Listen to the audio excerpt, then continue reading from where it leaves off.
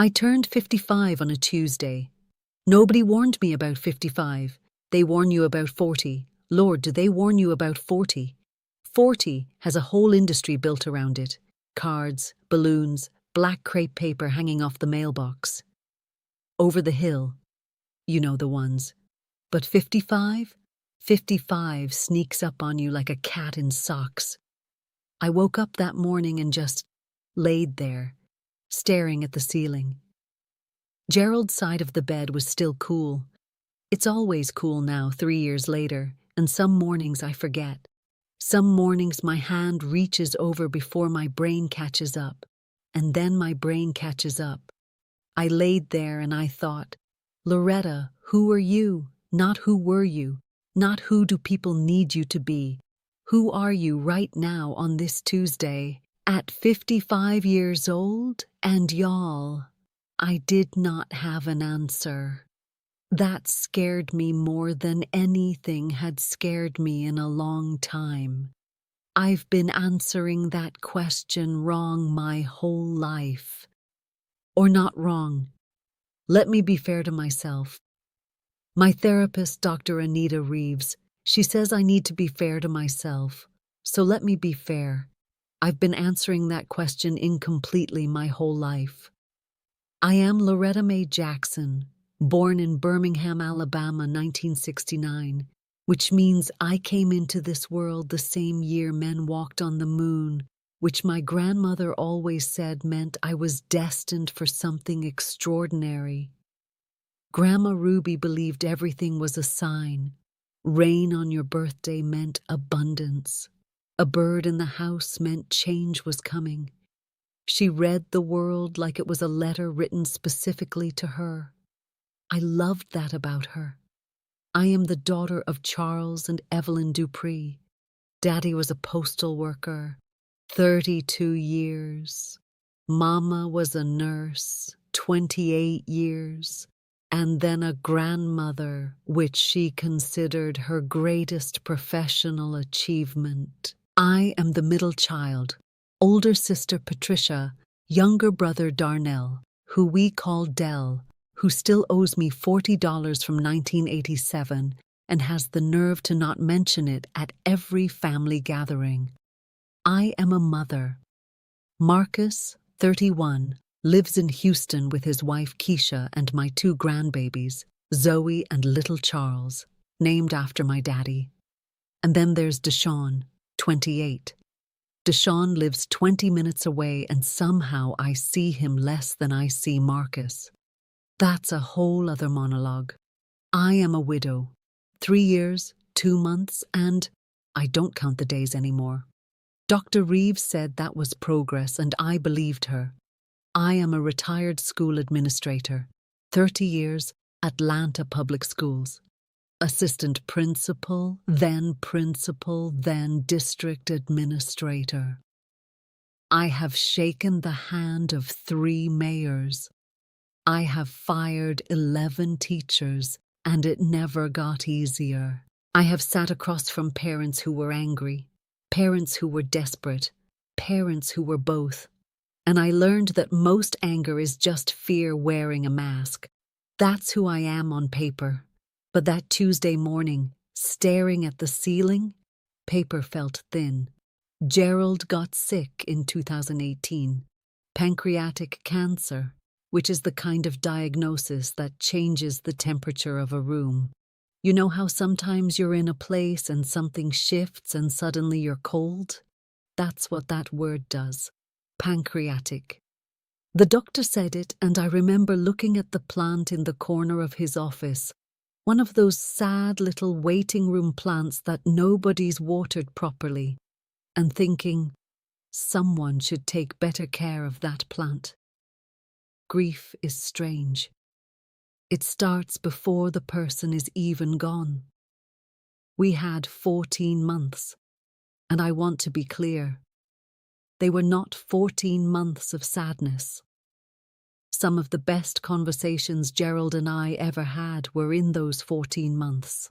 When you know time is short, you stop wasting it on the things that don't matter. You stop arguing about who left the light on. You stop going to bed angry about nothing.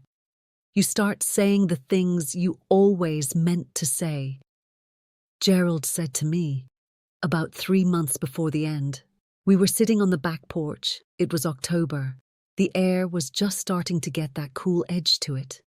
He said, "Loretta, when I'm gone, I need you to do something for me." I said, "Gerald, don't." He said, "No, listen. I need you to live like you matter to yourself, not just to everybody else, to yourself." I told him I would. I lied, not on purpose. I fully intended to keep that promise, but grief has a way of turning you inward. And inward for me meant back to work, back to being useful, back to being the person everyone needed. Because if I was busy enough, I didn't have to sit with the quiet. And the quiet was where Gerald wasn't. So I worked. I chaired committees. I mentored young teachers. I raised money for the school foundation. I flew to Houston every other month to help Keisha with the babies. I cooked Sunday dinner for my mother every week, even after she told me she was perfectly capable of cooking for herself and that my mac and cheese had gotten dry, which for the record it had not. I was so busy being necessary that I forgot to be alive. These are the most important purchase I have ever made, and I bought them on impulse at a nursery on my 55th birthday, standing next to a teenager who worked there and had absolutely no idea what to do with a crying middle-aged black woman in the gardening aisle. I wasn't even crying about Gerald right then. I was crying because I picked up a packet of zinnia seeds and I remembered, clear as a bell, Gerald saying, "One day we're going to fill this whole backyard with tomatoes and zinnias." And I thought, how many one days did we let go by? How many one days do I still have waiting? The teenager, her name tag said Bree. She just put her hand on my shoulder and said, "Ma'am, the zinnias are real easy. You can't really mess them up." Bree had no idea she was delivering a word. I want to talk about what nobody tells you about being a black woman in her 50s. They tell you about the health stuff. And yes, we need to talk about that. Because our community has a complicated relationship with doctors and rest and asking for help. And that's a conversation worth having. But that's not what I mean right now. I mean the identity thing. I grew up in a tradition, and I think a lot of women my age, my background, know exactly what I'm talking about. I grew up in a tradition that told me my value was in my service, in my sacrifice, in how much I could carry without complaining. Strong black women. We wear it like a badge. Lord knows the world put enough on us to make it true. My mother carried. Her mother carried. Her mother's mother carried things I can't even name, things that don't have words in polite company, things that this country still hasn't fully reckoned with. Carrying is in my bloodline. But here's what I had to learn at 55, in a garden, with dirt under my fingernails. Carrying isn't the same as living. Carrying is survival, and survival is sacred. Don't misunderstand me. My ancestors survived so I could stand here. That is not nothing. That is everything. But they didn't survive just so I could be useful. They survived so I could be free. And freedom means I get to put the weight down sometimes. Freedom means I get to take up space just because I want to. Just because I'm here. Just because it's Tuesday and the zinnias are blooming. It took me 55 years to understand that resting is not laziness. Wanting things for myself is not selfishness. Saying no is not abandonment. My sister Patricia, God love her. Patricia called me in August, about 4 months into my garden project, and she said, "Loretta, what is going on with you? Marcus says you haven't been to Houston since April. Deshawn says you haven't been returning calls. Mama says you've been acting different." I said, "Different how?" She said, "Like you're happy." I let that land. "Patricia," I said, "is that a problem?" She got quiet, and then she said, and I think she meant it kindly, I truly do. She said, "We just worry when you're not yourself." And I thought about that for a long time after we hung up. When you're not yourself. As if the self they knew, the one who was always available, always capable, always there. As if that was the real me, and this woman with yellow gardening gloves and a standing Saturday morning breakfast date with herself was some kind of imposter. But here's the thing. The woman in the garden? She's the one I should have been all along. Let me tell you about a Saturday in September. I woke up at 6 a.m. I always wake up early, can't seem to help it. And instead of immediately checking my phone, making a to-do list, planning who needed what from me, I just made a full breakfast. Eggs scrambled soft the way I like them. Turkey bacon. Grits with real butter, not that margarine I was using for 20 years trying to be healthy. Fresh squeezed orange juice. I put on Nancy Wilson, Gerald's favorite, and I ate at the dining room table, alone, with a cloth napkin, like I was someone worth a cloth napkin. Then I went out to the garden. My tomatoes were coming in heavy by then, more than I could eat, honestly. I'd started giving bags of them to Miss Claudette next door, and to the young couple down the street, and to the ladies at my church. People I hadn't really talked to in years, not since I was always rushing past. Miss Claudette, who, as I mentioned, is sharp as a tack. Miss Claudette had started coming to the fence every morning. At first, she was just watching, the way old women watch things, with that particular expression that means they're calculating something. Then one morning she said, "You got aphids on the left side near the fence." I said, "I know, I looked it up." She said, "Dish soap and water. My mother used that for 60 years. And just like that, we were friends. She's from Louisiana originally. Her husband Claude passed in 2014. She has 3 daughters who call on Sundays. She makes the best sweet potato pie I have ever put in my mouth, and she knows it, and she will not give me the recipe, which I respect. Miss Claudette told me something one morning that I've been thinking about ever since. She said, "Loretta, when you plant something, you got to trust it. You put the seed in, you water it, you give it light, and then you got to trust that it knows what to do. You can't stand over it and control it. You can't rush it. You just got to believe it's happening even when you can't see it yet." She was talking about tomatoes. She was not talking about tomatoes. I went back to therapy in October. I had stopped going after Gerald's first year because I felt like I was supposed to be better by then, and I didn't want Dr. Reeves to think I wasn't trying. Which I later told her, and she looked at me over her glasses with that specific look she has, and she said, "Loretta, that is not how grief works. That is not how therapy works, and you know better." She was right. I did know better. The thing about being capable is that it becomes its own trap. When you're capable, people assume you're fine. When you're fine, you assume you should be fine. When you should be fine, you're ashamed of the days when you're not. I had a whole system for not being seen struggling. Professional dress on hard days.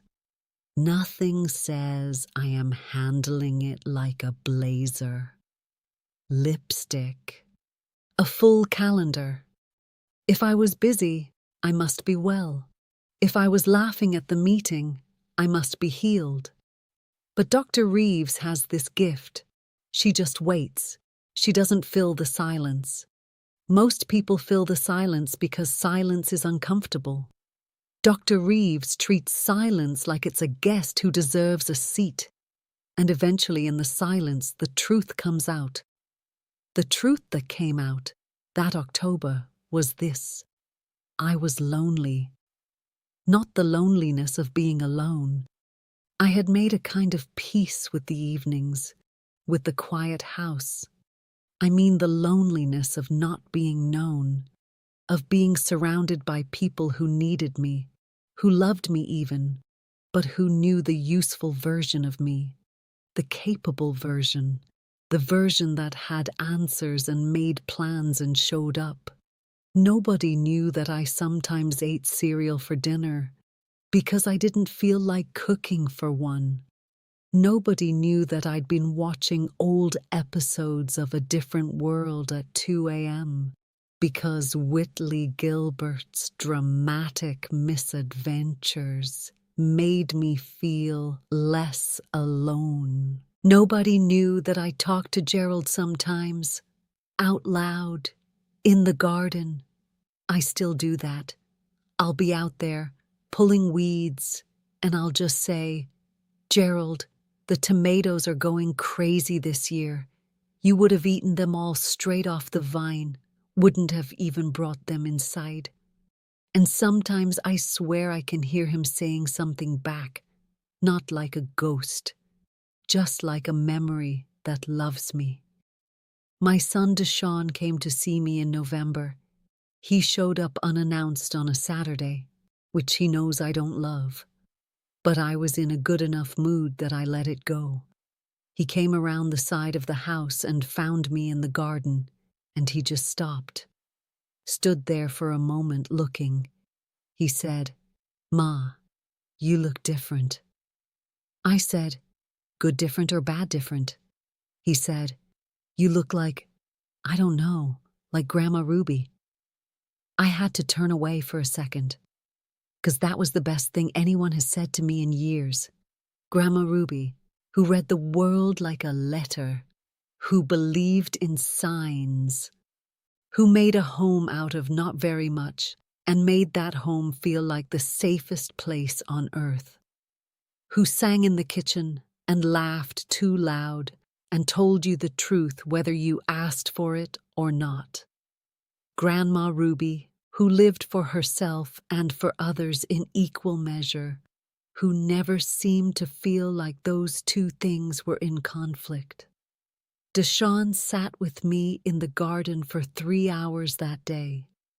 We talked more in those 3 hours than we had in 3 years. He told me things he'd been carrying that I didn't know about. I told him things I'd been carrying. We split a bag of clementines and got the juice all over our hands and didn't care. Before he left, he said, "Can I come back next Saturday?" I said, "Only if you help me build the raised beds." He came back. He helped. He even YouTubed how to do it correctly, which I found both impressive and slightly irritating. Here is what 55 has taught me. Time is not a resource you manage. Time is a river, and you can either swim in it or stand on the bank watching it go. I stood on the bank for a long time. I told myself I was being responsible. I told myself I was waiting until things settled down, until everyone was okay, until I had earned the right to just be. Nobody earns the right to just be. You already have it. You were born with it. I spent so much of my life editing myself for other people's comfort, making myself smaller in rooms where I was the most qualified person, laughing things off that deserved a response, saying I'm fine when I was not fine because I'm fine, kept things moving, and I had learned early that my feelings could make other people uncomfortable, and somehow that became my problem. At 55, I am done editing. Not because I'm angry. I want to be clear about that. This isn't the speech of a bitter woman. This is the speech of a free woman. Freedom and bitterness look alike from a distance, but they feel completely different up close. Bitterness looks backward. Freedom looks forward. I am looking forward. I am looking at raised beds I want to build in the spring. I am looking at a trip to Portugal I have been talking about for 15 years and have finally put on the calendar. April, Lisbon, me and Patricia, who cried when I booked the tickets. I am looking at a painting class on Tuesday evenings because I have always wanted to paint and always had a reason not to, and now my reason not to muscle is tired. I am looking at morning coffee on the porch, slow and hot, with nowhere I have to be. I am looking at a life that is mine. Gerald, baby. You told me to live like I matter to myself. I'm getting there. The tomatoes were extraordinary this year. The zinnias came in orange and red. That deep, burnt red you always liked. Some mornings I sit on the porch and look at what's growing, and I think about how a seed is just a promise. You put it in the ground and you say, I believe something is possible here. Even when the ground is hard, even when you can't see anything happening, even when everybody around you is wondering why you're on your knees in the dirt with yellow gloves on, you plant it anyway, because that's what it means to be alive. That's what it means to be free. That's what it means to be, finally, at 55 on a Tuesday. Yourself. The garden isn't going to plant itself.